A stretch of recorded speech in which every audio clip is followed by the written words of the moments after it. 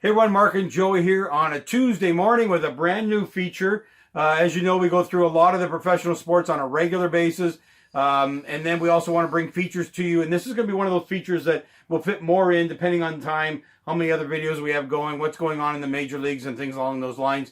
So this is going to be about golf. This is our game. It's what you are as a touring pro. This is our game and we have a lot of passion for it. We do our golf shows, but we're going to do a little extra feature here, which is going to be looking at golf courses you played. And you played a lot of golf courses. There's going to be, there's people, some of our fans out there might have played 5 golf courses in their whole life. If they, they stay around their area, they're a member at a course, they might play 2 or 3 guest courses, whatever. We have traveled everywhere in North America to play golf courses. We thought it'd be fun to go through those golf courses and then also give you some information about those golf courses because you might want to travel there. Most golf courses that we play at are really good golf courses, and so they have travel packages and everything else, and you may enjoy doing that. So we're going to do this feature. We hope you enjoy. We're always looking for feedback, either on Vimeo or YouTube or any of the other podcasts. Give us feedback. I love it. And we're going to, if you know something about the golf course, feel free to let us know. Don't mind adding things in as well. So we're going to start with a golf course that's close to Joey's heart because we lived in Myrtle Beach. For 3 years, the last 3 years, we've lived a big chunk of the winter in Myrtle Beach, and you came upon a golf course through the pro, I guess, and meeting him. And this is Sea Trail. Now, you might think this is Myrtle Beach, and that's what I'm going to call, but it's actually not in Myrtle Beach. 10 minutes, I would say. Outside, we were in North Myrtle Beach. We were 10 minutes away, but incredible golf course. 3 golf courses there. Just a beautiful facility. You got a whole bunch of rental units and housing. Gorgeous homes. But Joey's going to talk about the golf courses. I'm going to add in some features around the golf courses for you, and hopefully we'll present a really nice picture of what it's like to go to these golf courses. And right now, Sea Trail, just outside of Myrtle Beach. Yeah, so Sea Trail just outside Myrtle Beach. It's a great golf course. Shout out to the head pro, Ken Johnson. Played lots of golf with him this winter. It was awesome. We played lots of golf course with him, but then he brought us to his own course, Sea Trail. Yep. There is 3 of them, Bird, Jones, and Maples. We were lucky to play all 3, which is hard to do. The Maples actually a little bit off the ways there, but Jones and Bird are right there. Great golf courses.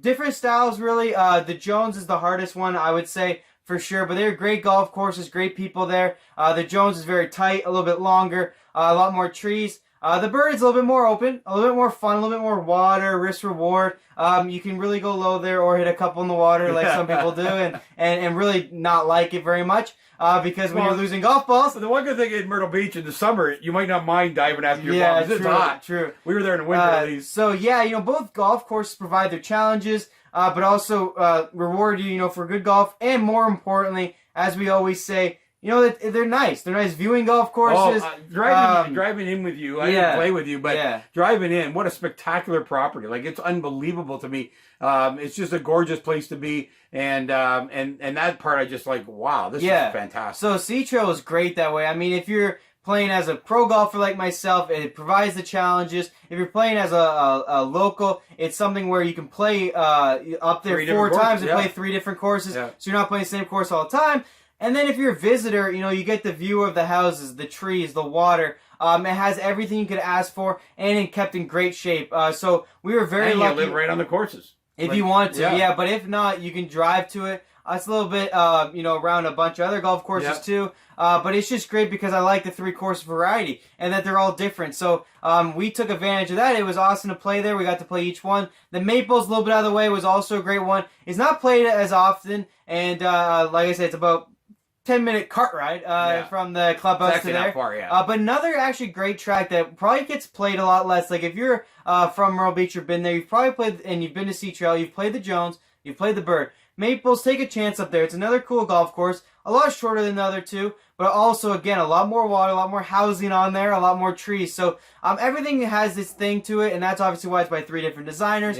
We love them all. We love the shape that they were all in. And really, just the atmosphere of going to that golf course was so much fun. Well, and we were there in the winter. It was great. And it was in great shape compared to some other.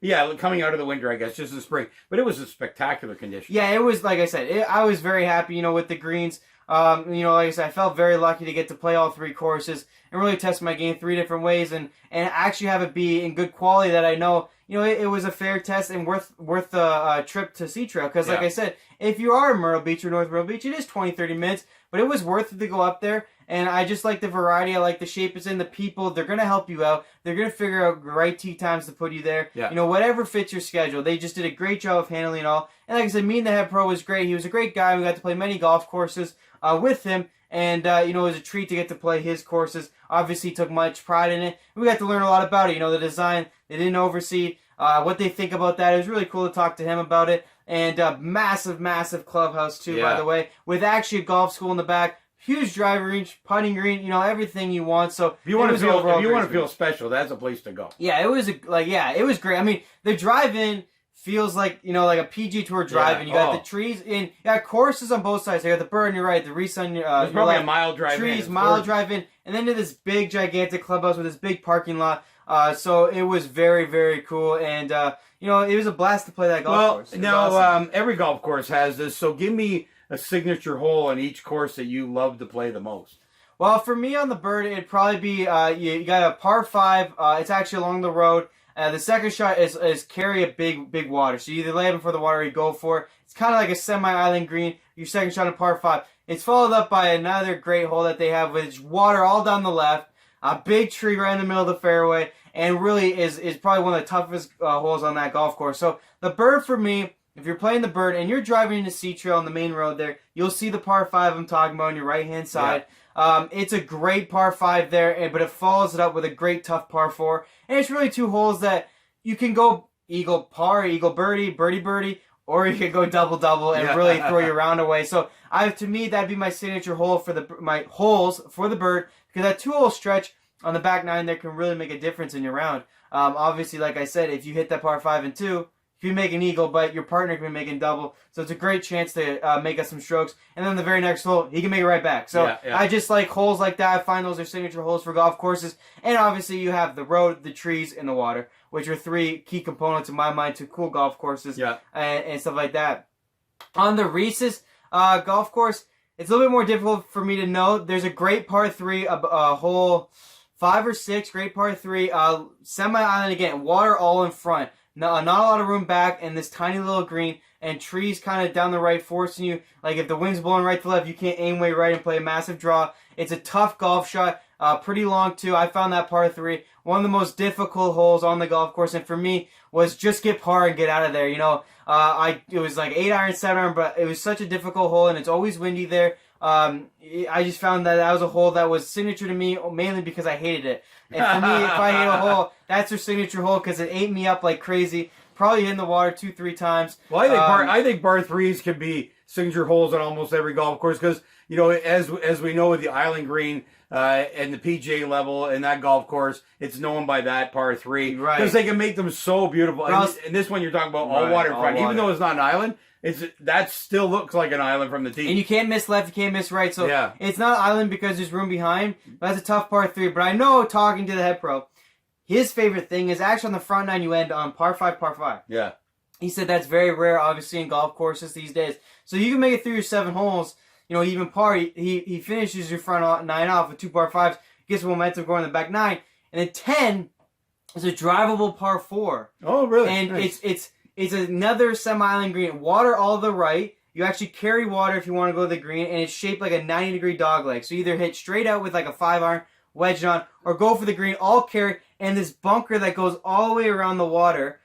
So you're saying another great par 4. These short ones, they just build them so difficult around the green. Right. You almost can't go for it anyway. So you end up playing it almost like a longer par 4. Well, I'll tell you what. Or take the risk, but it's risky. The key to that success is hitting driver, but aiming to the left of the... There is a lot of room to the left of the green there. Give yourself a little chip, or even hit the bunkers, okay. But obviously with the water carry, and then to the right of it... Don't make a mistake. You can't make that big a mistake. So he finishes your front 9 off, par 5, then gives you this par 4 that makes you want to go for it, especially if you're feeling good after 2 birdies, and can either really mess with your round or give you a 3rd birdie in a row. I've gone 4 birdies in a row, actually birdieing 7, 8, 9, and then birdied 10. Yeah. I've done that before.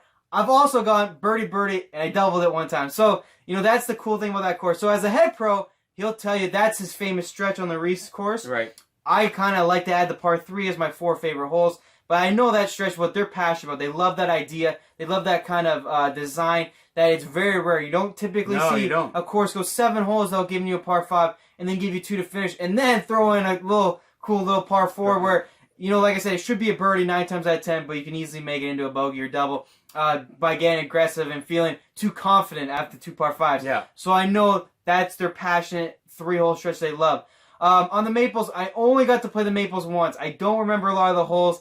I know the back 9 was pretty tricky. We played actually a little bit of rain too, but they had a nice par 5, houses all down the right, and weeds all down the left. So for us, the amateurs out there, that can't be much fun. That won't be. Even for a pro, it wasn't a great feeling. It shouldn't be a big deal to me, but I remember that hole specifically because I know my own mental thing would be, the bushes can't yell at me, so I think I'll hit it right, back. honestly, for sure. Putting it in someone's living room is not going to be a good thing for to sure. do. So you almost hit in the weeds. Yeah. But yeah, unfortunately, I only played it one time. I don't remember much about it, but I'll always remember that hole because I stood on the team and went, "What the hell? Like, this ain't fun for other people." It wasn't even fun for me. I mean, I think me and my buddy both hit like 220-yard drive, just like trying to inch in the fairway. So that would be the Maples. I'd say, you know, like I said, the Maples is tougher to get out on. If you enjoy the Reese or Jones, you'll see what I'm talking. Reese or here's another thing you can do for us. If you're only going to get there once, which course would you play? You know, I like the Bird probably the most. I find it has the most shots you have to hit. I've also played it the best, so a little bias there. The Jones course, I'm not a huge fan. Very difficult. I've only played one good round. We probably got out there like 5 times. Played one good round on the Jones, but on the Bird, I got a couple good rounds. I like the Bird because it adds a little bit more variety to your shots. It has a little bit more cool looking holes, a little bit more water, a little bit more trees. But more open. You know, the trees on Jones kill you. It's a lot of similar U.S. Open tightness. Yeah. And for me, you know, it's cool. It's a good test of your game, really. If you want to test your game, U.S. Open style that are straight and tight are difficult and good tests, like I said. But the Bird, if you're kind of going one time, I think gives you a variety of holes, gives you some water, allows you to play a little bit more left and right-ish and still manage good scores. So it might be a little bit more fun for the regular amateur going there. Right. So I would say if I had one time to go play Sea Trail out of the 3 courses, I'd play the Bird. But I love them all. They all provide different tests. And if you get to play a bunch You of just need them, to put a chainsaw in your bag at the one course. Hey, man, the Jones can provide, the Jones, right? can anger you quite a bit. And when we played it when it was wet, it plays really long. So if you're an amateur going there, play the right tee deck. It can get up there. Well, you know, actually, that's a good point. And we're going to talk about that and some other stuff when we talk about slow play. But playing the right tee deck is really important. So there you go. We're going to be doing golf courses on an ongoing basis. Hope you enjoy it. Look forward to feedback. And get out to Myrtle Beach. You cannot find a better place to play golf. Hello, everyone. This is Mark. And now that Joey has given you all the fantastic details on the 3 golf courses at Sea Trail Resort, I'd just like to give you a little bit more information about the resort itself in case you were interested in traveling down there. It is located just north of Myrtle Beach and just south of Wilmington with the beautiful Sunset Beach in North Carolina. It's a 2,600-acre property, boasts 3 championship caliber golf courses, which we just talked about, and is only 1.5 miles from the beautiful Barrier Island beaches. The property is great for families, couples, and traveling golfers looking for a relaxing getaway in the Carolina coast. With just a short bike ride or drive to the beach, these 1 to 4 bedroom villas have well-appointed kitchens, free Wi-Fi, access to the village activity center pools, indoor and outdoor, sauna, jacuzzi, and the fitness center, and hours will vary seasonally, of course. Each unit features a screened porch or a balcony, which is one of the 3, with a view of one of the 3 on-site golf courses. So there you are, beautiful place to come and stay. They also have winter monthly specials, something to look on their website for, December 1st to March 1st. So great deals there, and you're able to get a real package put together that saves you money, gives you access to all of the resort activities and benefits. It also they have the restaurant as well, and you can also get 90 consecutive day stays. So take a look at that as well if you're looking for somewhere to go for the winter time or early spring. Prices start as low as $800 for a 1-bedroom villa, so you can't beat that at all. They have 1 to 4 bedroom golf course new villas available, So lots of opportunity to visit Sea Trail. Enjoy some time. We go down there during the winter, which is nice to get away from our weather here in Ontario. So feel free to check out the website, seatrail.com, and take a look at all of the specials that they have, all the accommodation opportunity, and of course, the great golf courses. So enjoy that. We hope you enjoyed the view of Sea Trail, and we'll look forward to you getting a chance to golf in Myrtle Beach like we do.